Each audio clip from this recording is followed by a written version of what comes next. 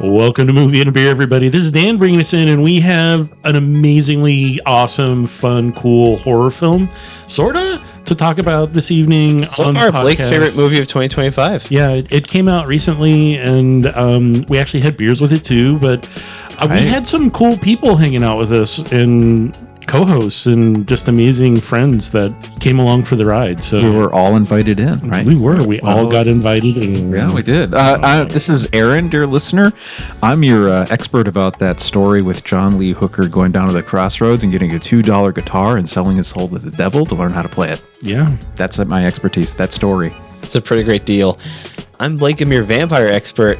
Ladies and gentlemen, eat your garlic. Eat your garlic. And everyone, this is Brian. I'm your traditional Irish music expert. Oh, it's all about clogging and footstepping, right? Absolutely. My ghost of a grandmother is so disappointed in me right now. She with a maiden name O'Loughlin, she's so bummed out. I feel like, why didn't you take that one? Yeah, Brian, there might be two people that are like 1/8 more Irish than you at the table, but you're the you took the expertise. I mean, I watched a lot of Buffy the Vampire Slayer. Was she Irish? Well, no, she fought vampires, Aaron. She slayed them. It's in the name. I was still stuck on Riverdance.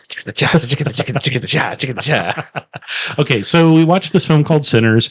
It came out this year. It has a Robert B. Jordan in the... Oh my God, Dan, stop talking. It's 2025. It's Michael B. Jordan.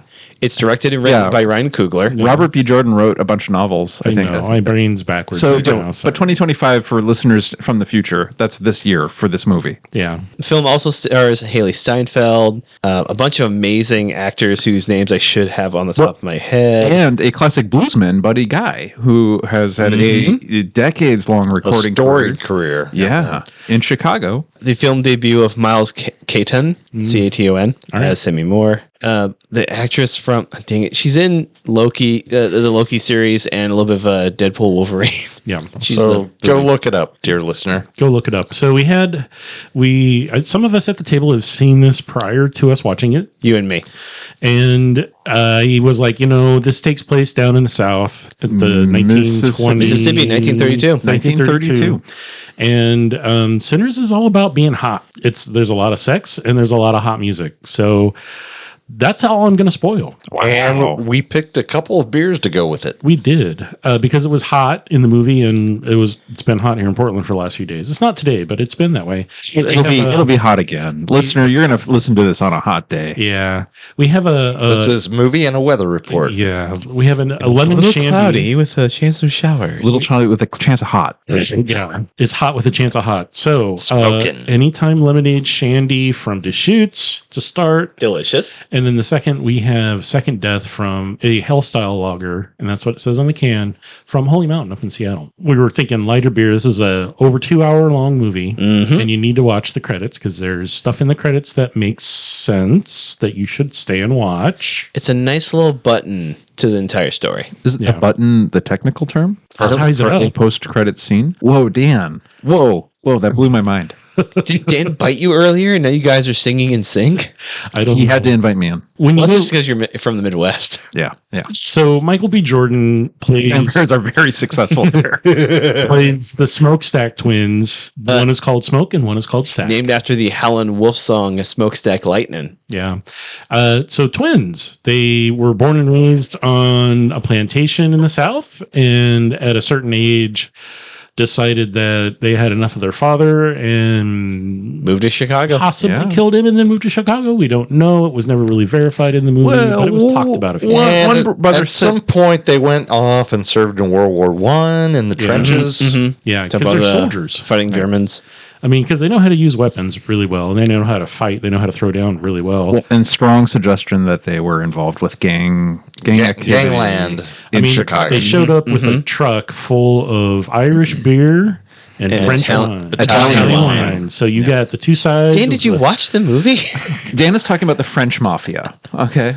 That was in New York. That was in New York. Also Chicago. Louisiana. It should have been Louisiana. All Chicago. I messed up. This is all Chicago. Chicago, Mississippi. So the question is, the preacher's son, who plays an important role, Sammy. Preacher Boy. Also Sammy. He feels he brought the devil because he was playing music he shouldn't have. Which the movie does beautifully by opening with this tale of how music has power, how music is a magic thing, and it brings people together, and it brings folks together to enjoy each other's company, and it also brings evil. Well, it lifts the veil. In the intro, it says it lifts the veil, and there are spirits, entities, people from the past and the future. From every civilization has them, right? And that they're present through the artistry and the beauty of excellent music.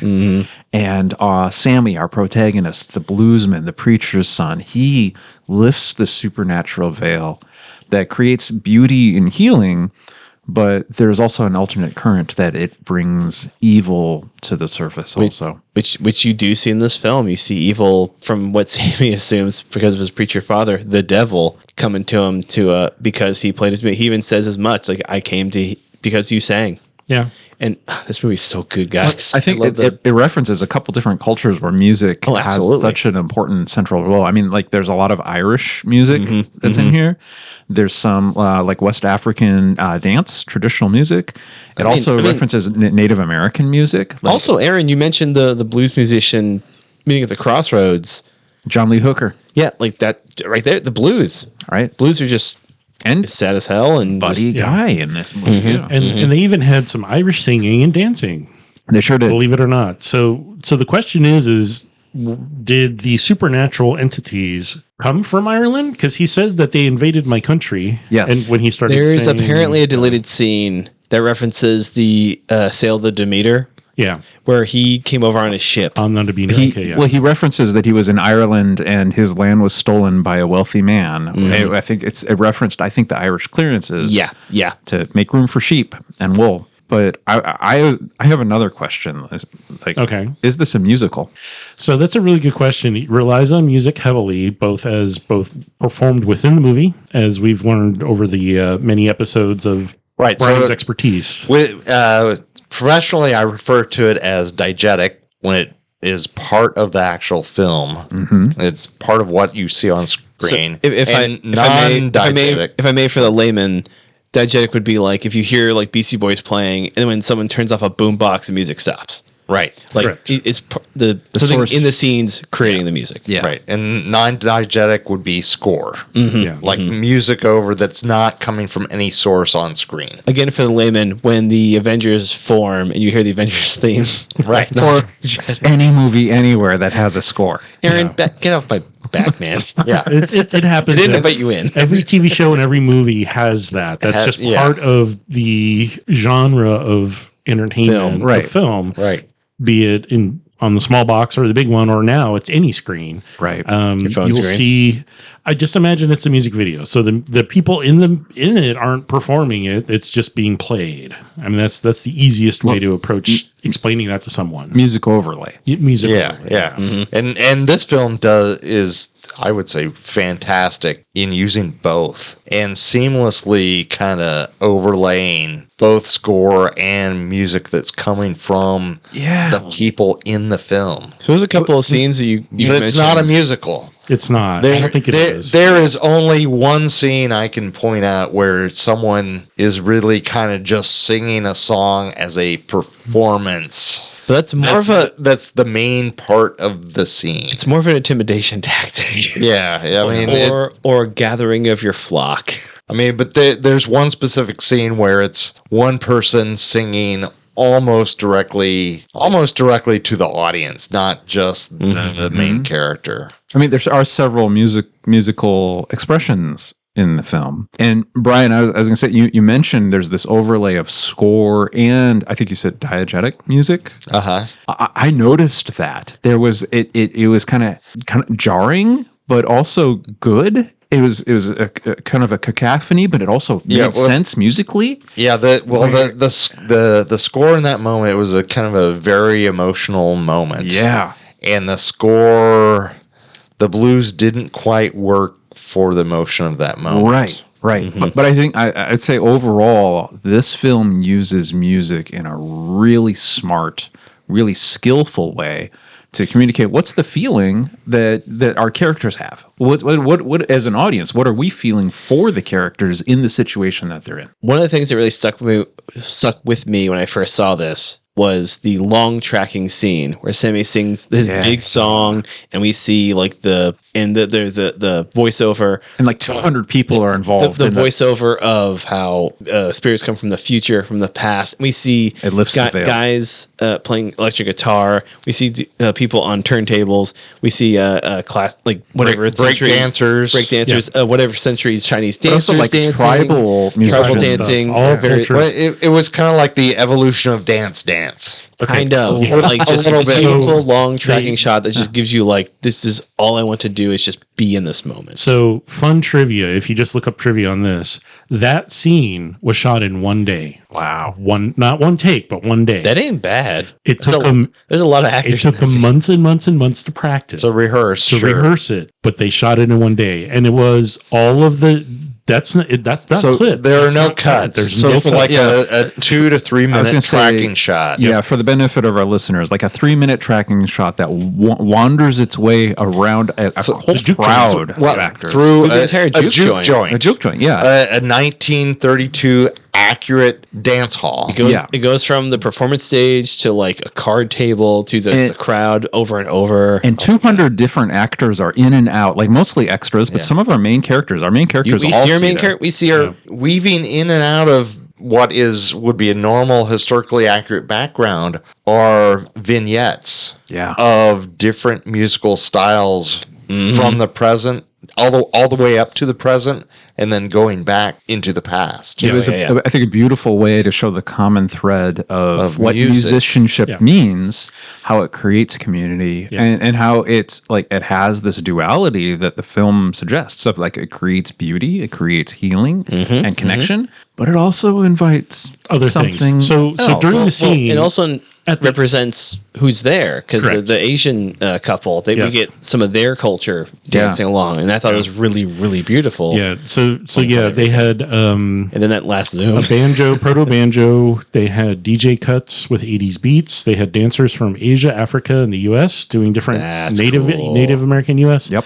They had Peking opera performers, a ballerina, a twerker. I forgot about the ballerina. I forgot about the twerker. Yeah. And a Zaoli dancer from Africa, the one that had like the ceramic looking mask. Yeah, we all know what a Zaoli dancer is. And it was like, so the upper part, like similar to when you say the clog stompers in, my brain just failed me. Riverdance? Like Riverdance. So the top half of your body doesn't move, but the bottom half does. So it's being able to hold yourself relatively still, the upper part, and then let your legs just do all the action, because they couldn't see you moving. That was the whole thing. They looked in the window, as long as you're not moving, but you can still be dancing.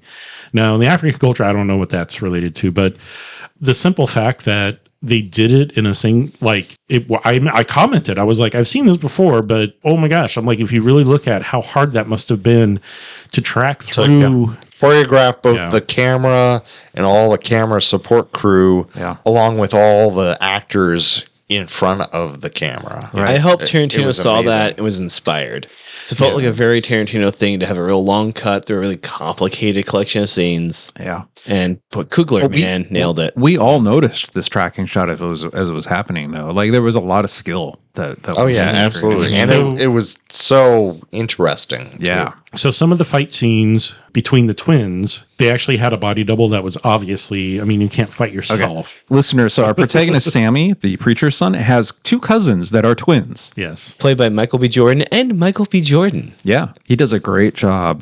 There are many shots where both twins are on screen, and for an actor to act and respond to essentially nothing for, a counterpart that's going to be filmed later and filled in, I think that's a higher level of acting and he's harder a very good actor. That was phenomenal. The one thing I was going to say about that tracking music scene is at the end, when you see the monsters walk up, is it's burned down, because they're just seeing the spiritual side of it, because they're undead creatures. So they're only seeing, they could actually see it all, I believe, like all the stuff that was going around. And he even says that at the very end, I want you because I want your story. Is this a good time to jump into the vampire mythology side of the? Well, in a second, sure. I'm gonna say, is there something about some oppressed cultures where music becomes important, or maybe a point of resistance? Delta Slim mentions blue. We brought blues with us.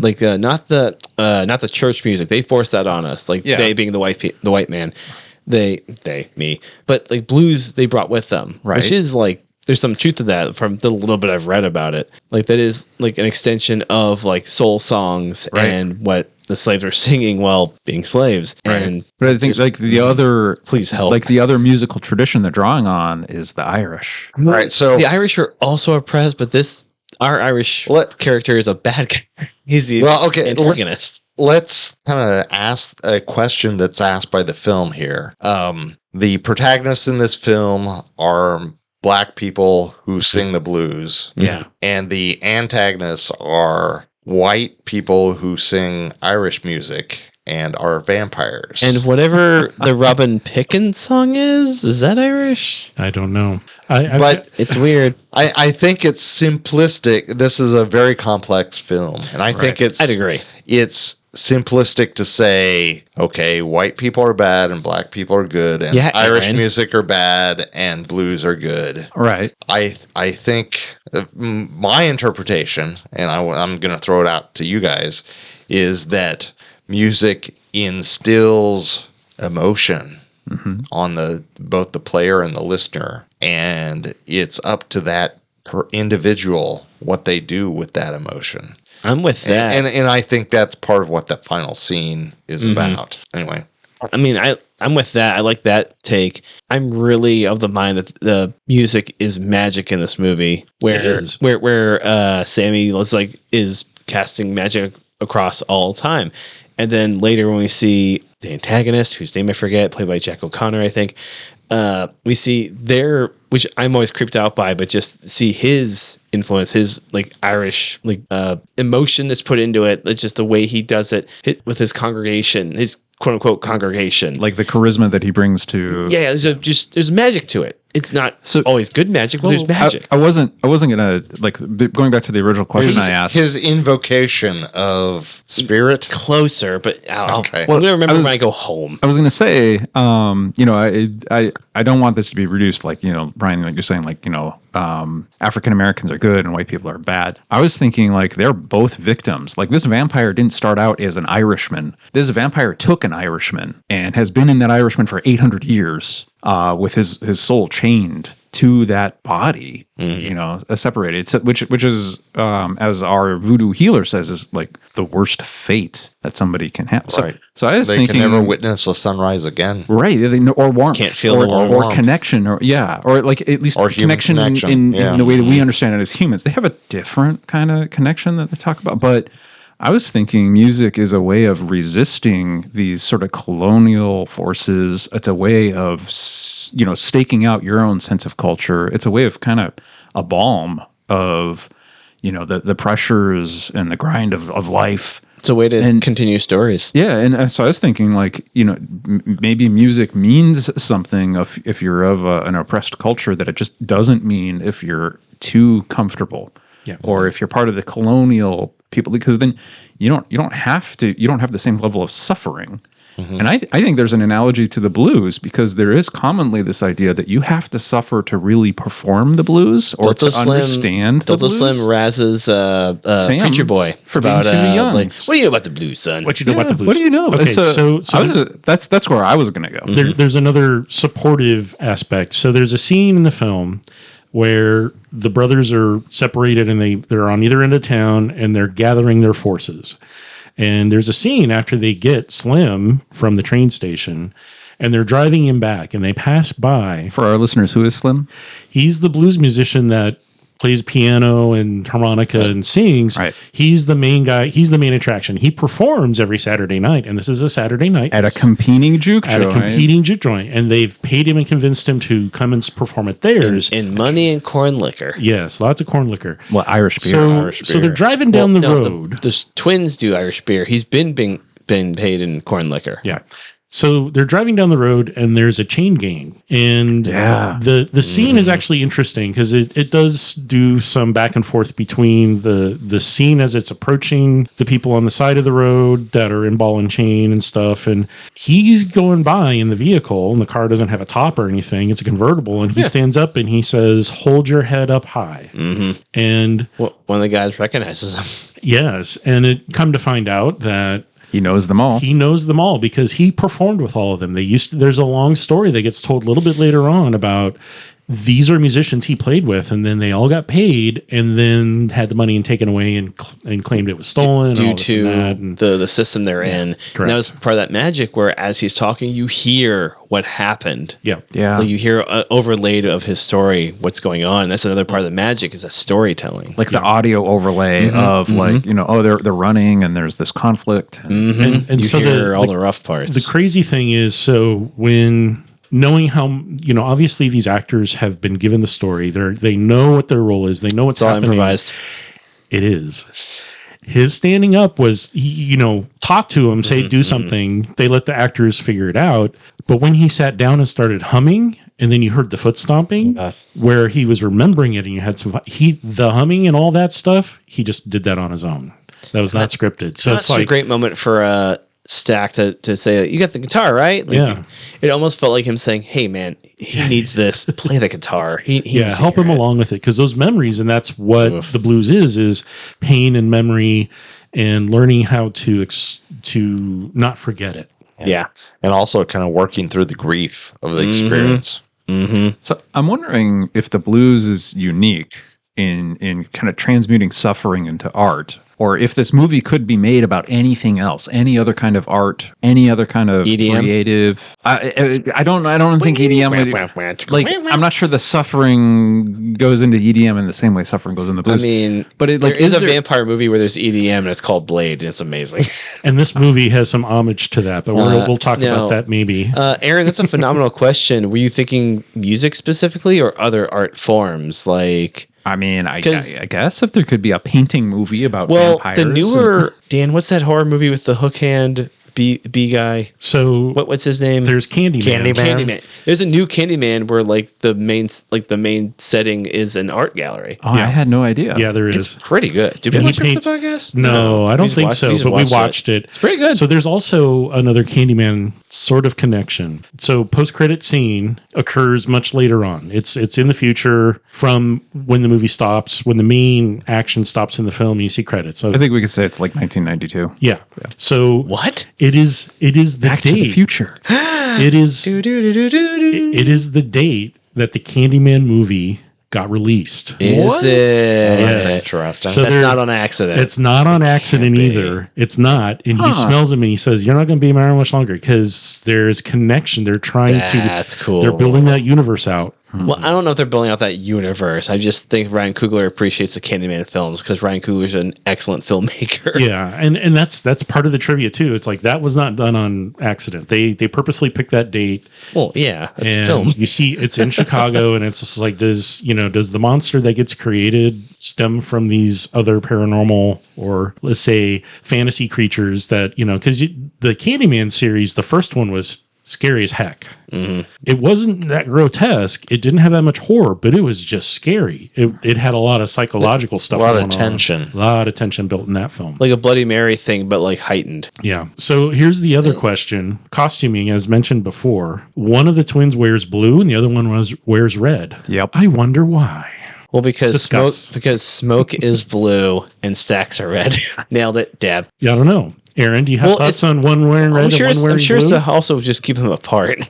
I mean, it would be really confusing if they were not color coded to. Okay, so Angel Devil, I think, is pushing it a little hard. No, they're cousins. That's why they're brothers, twins. That's why they actually, cousin brother twins. So you don't think it's a red pill, blue pill? It's not. It's not. It is. Brian, you're off. One is the devil on the one. Actually, the one wearing blue tries to protect Sammy from going into the industry. He doesn't want to become a musician because, as he said, quote unquote, "I'd never met a happy musician. The system chews you up and spits you out." Right. And he doesn't want him to do that. He's like, "You love music. You have the gift. Don't You So- can perform in church. church. Go to church. be happy and be happy. Blue with twin it. is paternalistic. Yes. Red twin is enabling. Is that what we're learning? Well, he's also the violent one that shoots everybody in the eye. He's is the red one the one that shot their the dad? red one shoots less. The red one has a knife that they use. He uses occasionally. If Okay. anything, the blue Well, one shoots more That's a people. fine point, Blake, of Does killing the red one? No, the blue one literally exact in the movie. final revenge. Yes. Who killed the snake? The blue one. Yeah. He was handed the knife. I'm trying to make a point, Aaron. You cut me off. Sorry, I'm making Blake, the go point ahead. we're making. The red one handed the blue one the knife, killed the snake.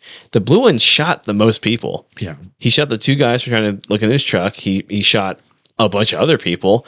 Red one was more on hands, physical, more of the talker, the charmer. The devil incarnate. Sure, I I don't get. know. I'm not. I mean, they both went to World War One German trenches. And just saw what no one should have to say. They both had their share of violence, I think, but also loyalty. Oh, absolutely. They had courage. I mean, these are complicated characters. They're not one dimensional. They've got virtues and weaknesses. Which is part of the skill level that Michael B. Jordan has as an actor.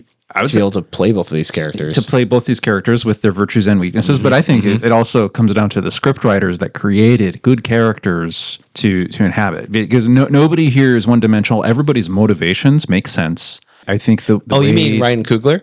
the decisions that everybody makes are consistent for what Yeah. that character knows and what their values are. Absolutely. Like I think that's a mark of good storytelling, to kind of structure complicated characters in a way that they make sense, but they change, can they grow, can they learn? So, as far as inspiration and the war, the director actually he's talked about this in reference to the parts of the film where the brothers talk about seeing horrors of war. And he was actually inspired by the Metallica song One, which is about a film that came out from a story that was about a soldier who lost his arms and legs and couldn't talk and was just this thing on a bed and wanted to die. And all he had was a conversation in his own head. Like, you can't hear me, you can't see me.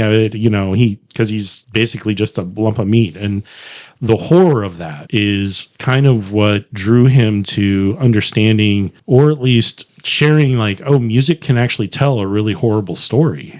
And the blues, and that's what the blues is. It's the storytelling. I digress a bit. But there actually was tensions in the Chicago between the Irish mob and Italian mafia. Well, yeah, because there's two kind of whites who hate each other. Yeah. if you get online and you look up some of the stuff, there was actually a lot of people from the South who came up trying to make money and be a part of that scene. And Meatpacking plants, other industry in Chicago, that was a huge source of employment for geographically liberated African Americans. They went up. Yep. Upton Sinclair wrote the Jungle. the Jungle, Ugh. and it was and so Incredible book. Upsetting. but they're kind of true to that time. Incredibly true, yeah. there's if you go to some of the fact pages about this movie, you'll see actual clippings from like the Chicago Sun-Times and the Chicago Tribune Yeah. about those wars.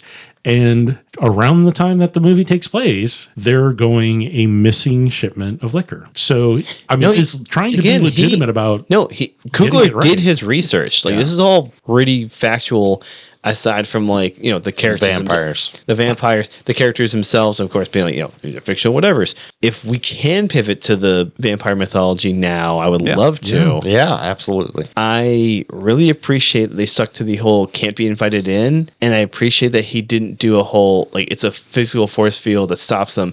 It's almost like Southern manners to the point of weakness. Yes. Because everyone, I noticed this run through, this watch through, everyone who was turned, who tried to get in, was focusing on one person. Yeah. When someone else spoke up, like, oh man, we've been friends forever. I've known you since you were a kid. What? Hey, blah, blah, blah. Hey, I'm not talking to you. Shut up. I'm focusing on this person. And it feels like an evolutionary trait that they can't get in. So they have to become very patient, very charming, really focus on their one target. It's like the one non-magical thing. It's just, this is how they had to evolve to survive and get what they want, which is more people. Is it that they know their mark? I think so. I mean, when one character, almost spoiled it, one character sees another character that they're closely connected to, they shut down everyone else and focus on them. Right. And it's kind of heartbreaking. You're like, oh no, this is just part of the DNA. Yeah. They know how to get to you because they share all the memories, and that's Which is another part of the lore. I've never heard of that lore before. I love it. I'm stealing it for my personal. They know everything about you. They know, and the people who get churned, you share with all the memories of the person who made you. So that's why he's going around trying to find musicians, because he wants people that have stories. Or he wants Sammy, because Sammy has something special. Sammy has the stories and the music that's unique. That's like next level skill. Mm-hmm. But they called it, like, sometimes they said vampires, but sometimes they said, was it the hate? She thought it was hates at first. Haints. I'm not familiar. Like hauntings. Haint. It's more like a possession. Is this a Southern thing? Like, what's the... Okay. I'm just going to agree, but I haven't looked it up. Okay. Yeah, it's like a ghost. Hey, listeners, go look it up. In the Midwest, we never had any haints. So that's because it's too damn cold for y'all haints. We didn't have any ghosts up No, there. that was more of like because she said like vampires, evil spirit. Okay. Yeah, because vampires like take the soul versus like hates kind of just hang out. They haints are the soul that haven't figured out how to leave. Yeah. Okay. Whereas vampires like take over. That's why I think Dan mentioned like the take over. And don't allow the soul to leave the body. Mm-hmm. That's why they know you and know how to like talk to you and try to get into. And this is the mythology that's expressed in the film. Mm-hmm. Okay. Mm-hmm. Okay. So then we had our like main antagonist. Was he a vampire, and then all his like cadre of followers were? That's why I think. Well, it's implied he may be something greater. Well, yeah, I think. I think this is. But I think he's like this world's version of Dracula. Like he. Well, then included in the clippings that you can see. Yeah, is the shipwreck from 1911 of the Demeter. Mm-hmm. So, or reference to the Voyage of the Demeter, which is how Dracula came to America. Which is, get ready for a flawless Count Orlok impression. This is how he gets to the new world. Yes, nailed it. And otherwise we wouldn't have what we do in the shadows. I mean, come on. House meeting. No, I really appreciate how he treated vampire mythology here. It's equal parts like science. Like, eat this, we have to make sure you're not a vampire, take this thing that they're weak to, but also just the magic of they can't physically be stopped, but they can't enter a place because of just how they are. The rules, the canon. Exactly. There is also some like voodoo mojo. That's right. Yeah. It's like Santeria. I'm not sure what it is, but like there's a mojo sack that one of our characters has. There's also, there's more to it. There is this sort of native. Well, it's like the power. It's the power you put into it powers it. Like the belief you have will make it. If you believe in it, it will work. Right. To a degree, it's that kind of magic in stories. I'm always iffy on because it feels a little convenient, but it also kind of makes sense. But this is sort of like I don't want to say like witch doctor is not the right term. I'm searching for what the right term is. I'm trying to remember it too. Practitioner. That feels right. I mean, she kind of is. Like, she has her tools. She has her witch works. Yeah. So she's a good witch. So some of the other things. Absolutely. So the fact that these vampires, since we're calling them that, have a psychic link. They know he's telling them to dance. He's telling them to sing. How are they knowing these songs and what to do if they don't share? Well, they studied at Juilliard. Every one of them is exactly. As soon as you're turned, you know how to river dance. That's what I'm saying. They were all doing that. And I'm just like, okay, let's take it easy. Not all Irish people are vampires. But he did say that we share memories. Yeah, and that's all I'm saying. I mean, so there's a psychic link. Their need for community. So there has to be enough of them in order for them to survive. He's having a pretty rough time before he gets his congregation. That's true. I want to know about these. Do we call them vampire hunters? Oh, you mean the Choctaw? The Choctaw Indians who are looking for him? Which Dan and I would desperately kill to see this movie or series be made. Like a spin-off of that. God, I would love it so much. Wow, that would be amazing. There's a scene it's actually 2 1-minute scenes that would make a great prequel to this whole film. Yes. Yeah. Yes. You'll know it when you see it. We don't need to. And there's a brief reference to it in the opening world building, like the intro. The intro, yeah. Mm-hmm. Well, it blends like Native American, African American, the Irish. Then I'm gonna have to find the trivia again, but there is talk about how Native Americans did look out for some communities because they saw they were also being marginalized and thought, well, we want, we're going to help. Yeah. And in this way, they're trying to help by stopping a massive threat that turns into a big problem. I'm good on the vampire stuff. I just wanted to cover like the mythology. I just think it's so interesting. It's an interesting question. I'm going to say too, like this film overall really blends two main musical traditions of, Irish dance music and then African American music. There's also in our first drink, it's a blend of like a fruit juice and also a beer, right? Yeah. Dan? Yes, something like that. So the one piece of lore where I want to go back, I'm not done. You did great, and you're just steamrolling all over him. My transition doesn't matter. Okay, Dan, let's go on. Let's go ahead. Dan's a mean producer. All right, one piece of lore. Let's one talk piece about of lore. It only took one bite. Now, a lot of mythology around vampires is that it takes multiple bites or swapping blood, or something. This is kind of blended into the zombie mythology. One bite's all it takes, and you're turned. Now, there's in this film, and the problem I have with that is, here we go. Yeah, no, it's not. Let's dial up Bram Stoker. It's not realistic. And Rice, okay, answer your phone. So traditionally, they also still have souls. In most movies, they don't. Like, it's just a dead body. They're trying to pass on, but they can't. Zombies or vampires? Vampires. Okay. I don't know. There's some of the lore that is... Well, some of the lore don't talk like these, so it's not... Yeah, well... Not everyone was from Transylvania, though. The count was 1, 2, I don't know. So glowing eyes, they both glow red and white. So cool. That's their mood. Weird scene. It's like a mood ring. Yeah, it's a mood ring in your eyeballs. To be able for your teeth to show or not show, because there are scenes where they're not teethed out. They have claws that are... Well, I think this might be the master vampire, the older one. The older you are, the more power you have. Because they show him starting to jump or leap, and then it cuts to something else, and you're just like, they didn't want to turn it into one of those. It's not Blade. They didn't want to go there. Because some other truckers are always trying to ice skate uphill. Well, they also wanted to leave it ambiguous if what exactly happened there and what risk. I agree with Aaron. Yeah. What risk is there to everyone else in the film? Because it's a horror movie. Because and the big appeal of horror is if you knew an outcome that makes it somehow even a little bit less scary, but the unknown factor I think amplifies. Is this next event safe or is this next event not safe? Because you don't see on screen the outcome of that. Correct. And you also, killing the master vampire who turned everybody doesn't turn all of them back. You have to kill them one by one. You have to hunt them down. And that's also interesting to think about later on, as we had mentioned, the post-credit scene or the scene during the credits. And the Choctaw return. Yeah, I know. Sinners 2, Return to the Choctaw. I mean, I would watch that so hard.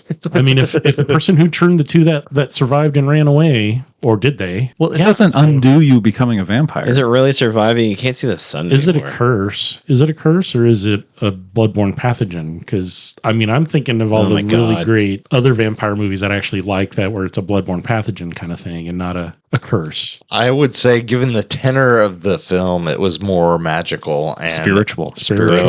Okay. And therefore not biological. Yeah, this is a spiritual kind of vampire. I don't think it's a biological. This is not a bio. It's not Underworld. This was not cooked up in Wuhan. It's not a viral drama. Do you really like Underworld better than this? Because that's upsetting.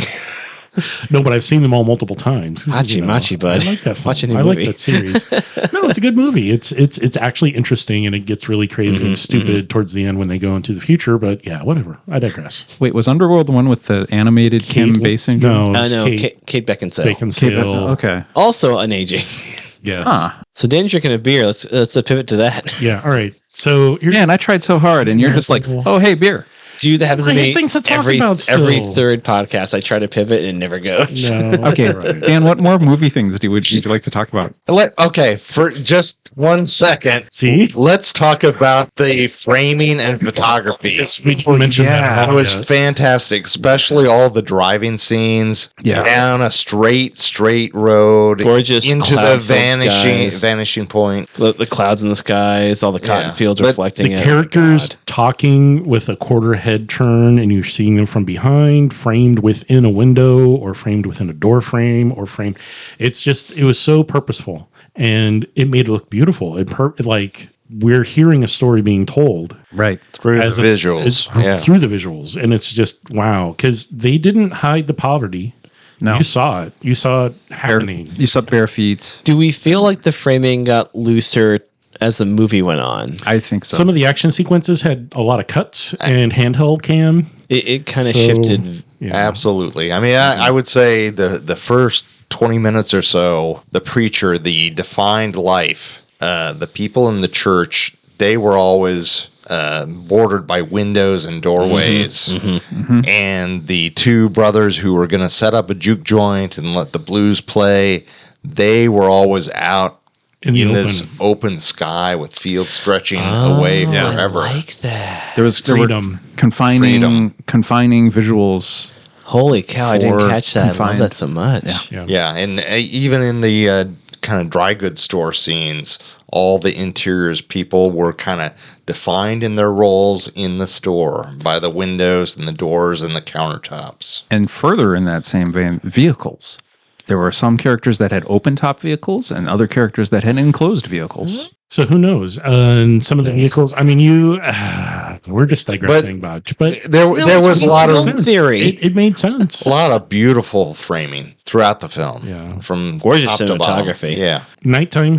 The whole second half of the film takes place at night. There's some electric light inside the building. There's none outside. But I mean, brother, it's the fires South and- in the 30s. There ain't no light in the South now. I know. So it's like Get in the country, it's dark. it. I think they did a really amazing job by turning those irises really big, so they didn't have to flood the area with light. You could still have sort of a dusky. Yeah, they used light. fill light Yeah. in a naturalistic way, so it didn't feel like it was lit. Yeah. Yeah. You saw what you had to see, Yeah. including the glowing eyes. And the little pieces of horror, of the body horror, of like someone's face got mutilated because his face got shot, and it's just like gross. The only problem I have with some of the blood that was shown was like, people don't spurt blood like that. I'm Well, sorry. I'm wondering if he took a cue from George Romero, because in the second, is it Dawn of the Dead, where they're in the mall? Yeah. Yes. He wanted purposely to have like pink cartoonish blood because he wanted it to feel like a comic book. And I wonder if Coogler went for, I want it to feel kind of over the top and like grindhousey, because it feels like a grindhouse movie in the back half. Extra. In a great way. Yeah, exactly. In a great Well, way. we said during the viewing that this would pair nicely with From Dusk to Dawn. Right. Which is a Rodriguez Tarantino joint, which is about as grindhouse you can get for the 90s. Yeah, and it's similarly people trapped inside a bar during a vampire attack. Yeah. But not as artistically done and not as deep in the questions that it asks, for sure. It's not about blues music. No. Which this actually, I think that is a major thread in expressionism and supporting the culture that brought that to light and brought what would be considered part of Americana. It was not necessarily invented here, but it was created by influences from all over the world. Blues is considered a distinctly American style of music. Yeah. And it launched rock and roll, hip hop, Because Elvis stole it. Yep. et cetera, et cetera. Yeah. And Chicago has a blues festival and stuff. It's awesome. Yes, it is. All right. So any more movie? And a lot of beer is consumed. A lot So of the beers credits, also. no. Hold on. Before we talk about beer, I'm going to ask about How is this longer than the 2001 Space Odyssey? religion. There is, I think it's a Baptist There is element. there's a lot of, And then Baptist there's element. also this voodoo element, and the Baptist element almost seems like I don't know, if like the term religious trauma, where there's a character that's given some shame and guilt over something that's not even really his fault, and then voodoo is like kind of protective and healing. Well, we see early on Sammy has like a pretty. They even cover like, is your daddy hitting you? Not really. Like he's a good father, and he wants to protect his son, and his son knows the Bible. Right. He has a song about how he like learned it when he was 8. But Well, he also knew was constrained by it. 1 Corinthians chapter 10 verse 13 like by heart. Like he recited that out which I feel like is being mirrored towards the end. when they all recite the Lord's Prayer. And that's a very like, oh no, that's when he really cements like, I gotta go. It's not saving me anytime Is that what soon. you're going for, Aaron? Like I didn't think about that till just now. I was reflected. I was wondering if there's another topic that we had to explore before we talked about beer. Well, it was a good topic. So the film grain, brief as it was. no, that they use religion to some degree, which makes sense. That was a very big thing in that area. It's still a big thing in the South. Interesting to see how it compares a quote unquote non-traditional religion, Right. keeping the characters safe versus how it's being used against them. Part of it, I think, is the Christianity is in this film the colonizers' religion, Right. Yeah, and the history, yeah. naturalistic, animistic voodoo, which we're not witchcraft. using it in a denigrating manner. That's just It's just not obvious to any of us what religion she specifically was practicing. Right. And that is representative as more kind of the religion that came with the people from Africa. yeah. And it actually saved the one brother. He had his little Mojo bag. bag that saved him. It worked. And so, and that's the thing. She says, how do you know I wasn't helping you survive in war and survive in Chicago? Because maybe her prayers did get answered. Right. It worked for him. It didn't work for somebody else, but it worked for him. Yeah. So, there you go. And it's when he discards something important that maybe it's less effective. Well, she took it back. No, she recharged it. It was like a rechargeable battery. Okay. Yeah. And she charged it and gave it back to him. Okay. We can get into like if it was lithium or kind of Listeners, wait for the post-credit brought to you by scene of the Energizer. podcast where we talk about the Energizer Bunny is also a vampire. Because it lives forever. Yeah. It keeps going and going and going and going. Did it come from Blah, Ireland? blah.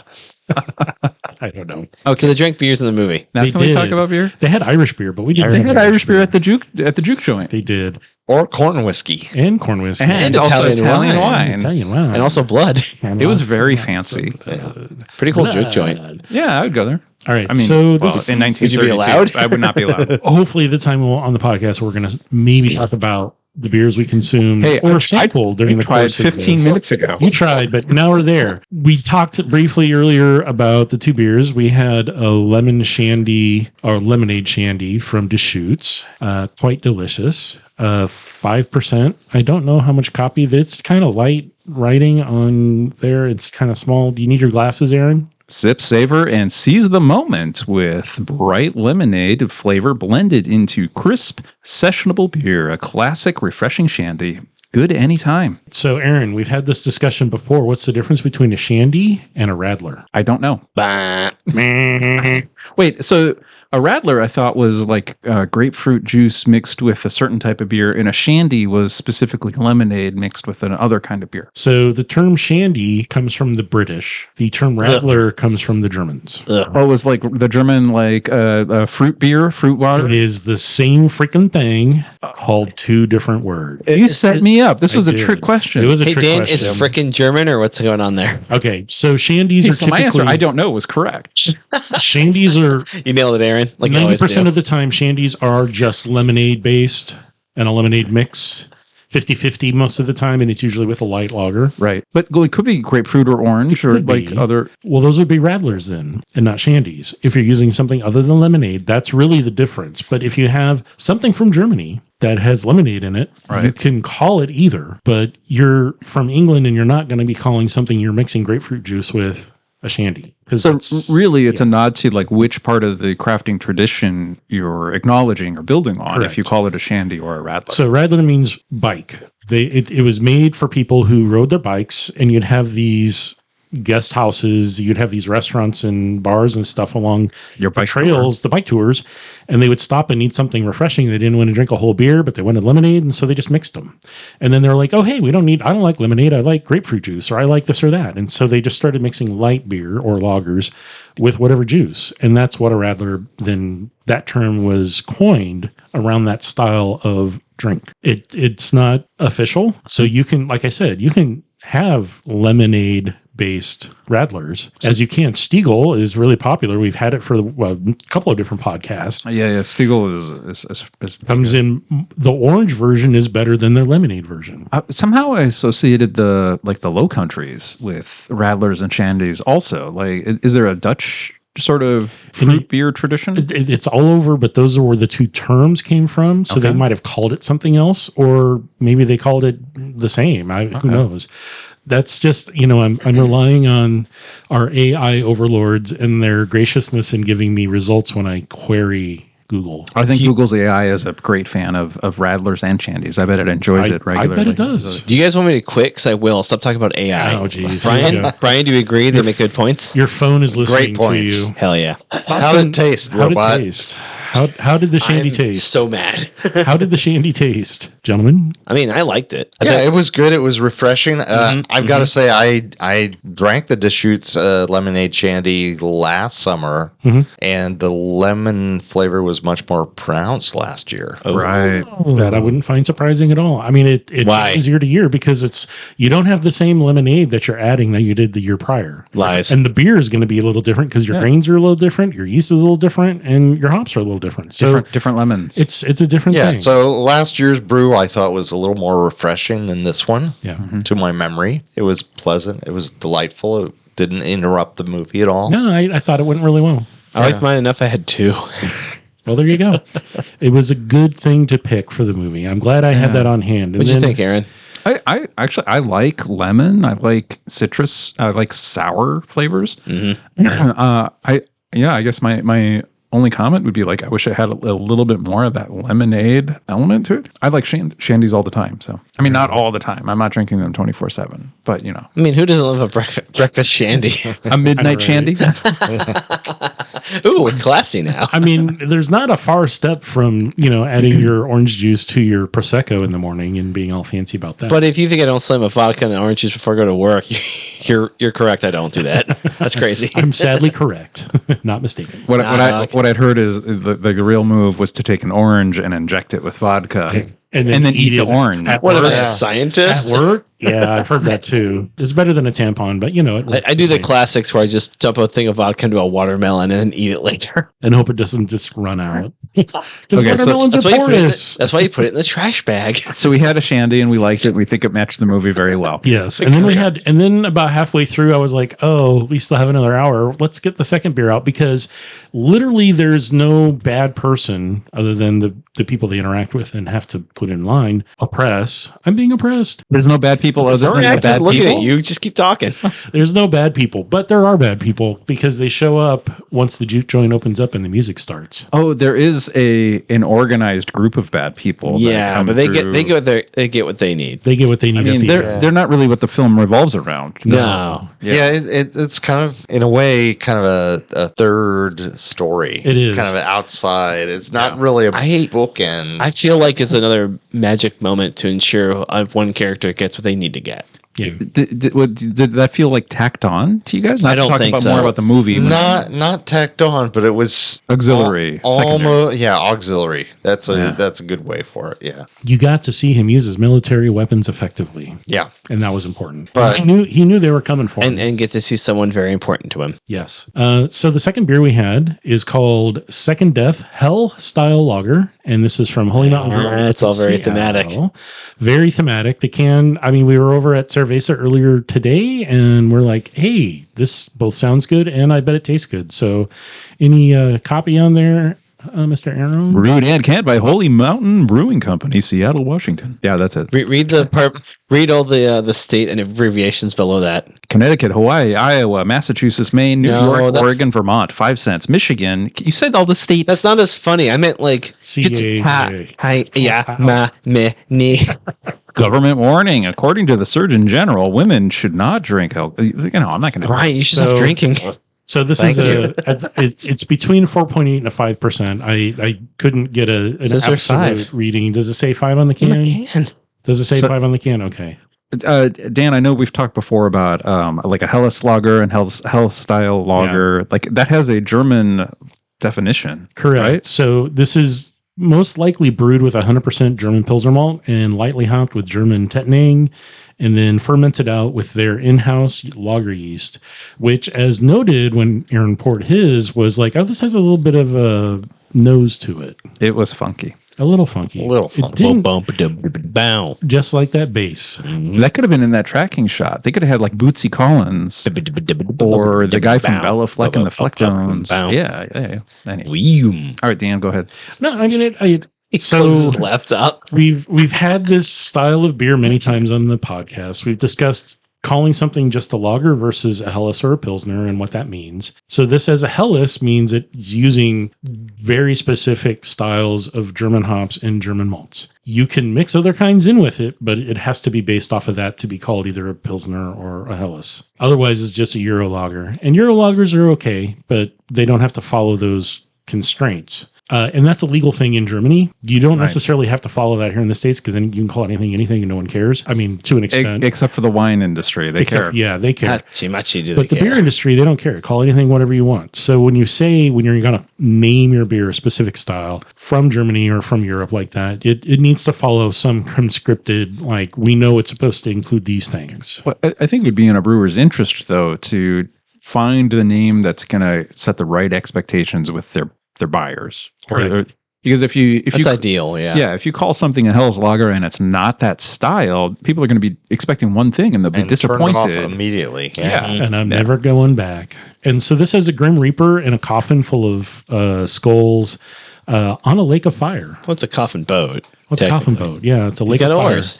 Just like the song Lake of Fire, baby. That was a Ring of Fire. It was Ring of Fire. I'm just totally seeing who's paying attention. So that was Johnny Cash. No, you're not. You had no idea what you were talking about. I saw it in your eyes. I know, right? Your glowing eyes. Oh my God, Dan's a vampire. So thoughts on the second beer? Anyone? Bueller? Yeah, I mean, it was fine. I enjoyed the first one a little more. I didn't have a lot of notes on the second one. This one felt pretty standard. I feel like it could work for a lot of different movies, which is not a dig on it. It just didn't sound like the first one because the first one had so much flavor and was very particular being a shandy. Yeah. This one's like, oh yeah, I've had a bunch of these before. It's still good. I liked it. Yeah, the nose on this kind of was funky and turned me off a little bit initially. Boom. Did it change as it warmed up? I liked it better as it warmed up. Yeah. But it, like Brian, like you're saying, that first whiff of aroma was pretty intense. I had to. It wasn't like a farmhouse ale. No, it wasn't that degree of funk. There was no barnyard animal smell. Yeah, right.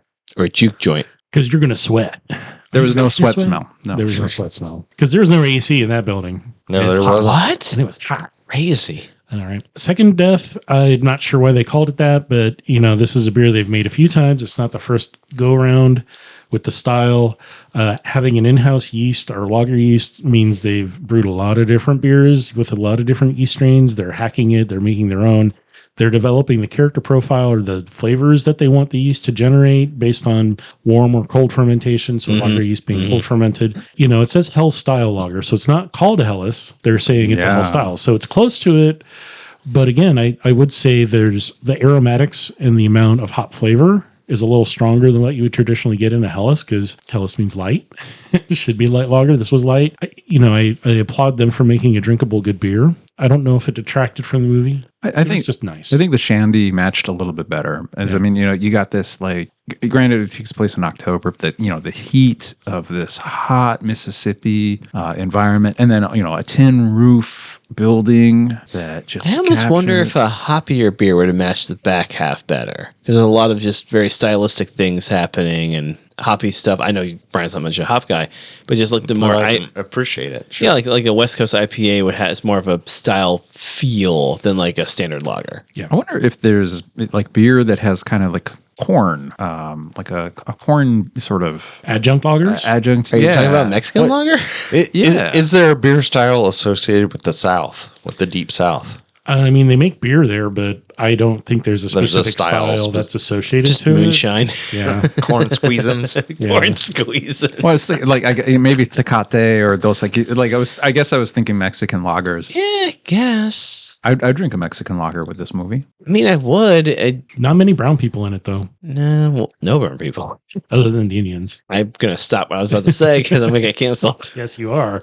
But yeah, I think find a beer if you're going to enjoy, watching this movie with friends. Definitely watch it with friends. You can watch it yourself. I watched it by myself and I was like, damn. I watched it in the theater by myself and it was one of the best experiences of my life. No children. Yes. Dan's going to ask, like, could kids watch it? No. This is an R-rated movie for dog. Like, it's very horny and bloody. It is. They talk about it. They talk about sex and the body parts a lot. They do sex to the body parts a lot. Too, as well, yes. Yeah, there's like no theme in this movie that a kid is gonna. Yeah, well, it won't be interesting to a kid. This is definitely an intellectual film. Yeah. To some extent. It's a film. So it'll be like both boring and traumatizing. Yeah. Yes. Yeah. Perfect. right. Yeah, bring your kids to Best watch it. Who combo. cares? So garlic water or regular water? Garlic water, dog. I love garlic. Pickled garlic Pickled water. garlic. I put that on everything. Sue Hunt raised me right. Garlic on everything. But if you're not gonna water, No, you ruined it. I had a whole thing where I was going to say, well, no, I don't want to do it because I feel self-conscious. Hey, we pivoted to beer after I tried that and it didn't work. Try this again. If you don't hydrate, you're going to dehydrate. In the sun. in the sun, Thank you. See, and burn like a vampire, Yeah, that was because they all burn. I'm going to regret this my entire life. It's all good. I'll remind you every day Please don't. Yeah. about how like you had this blues song and then it's in the sun, which made it about vampires also. Yeah. There's vampires in this movie? They burn up. What? I don't know. Watch the film. You'll find out. So Please pay for the film. Go support Ryan Coogler. He's an incredible artist. He's doing good work with every film he's ever touched. Just support him, support all the actors. yeah. It's such a good movie. It's such a great film. Yeah. So as always, the opinions expressed during the taping of this recording are those of the hosts, and I would like to thank everybody for hanging out for the hour or so that we've been chatting about this film, The Sinner, or Sinners. I'll get it right. No, you Sinners. won't. And check out some good beers in your local neighborhood and in your local vicinity. Find something interesting and refreshing because it does take place in the South. So Yeah, drink a mint julep, I guess. I know, right? Something. So thanks for hanging out and listening. All right, thanks for joining, listener. Until next time, be careful who you invite in. If they're a vampire, then they can't come in without the invite. This is Blake bookending his introduction and outroduction perfectly by saying, eat your garlic. And this is Brian signing off. Thanks for listening. All right. Bye-bye.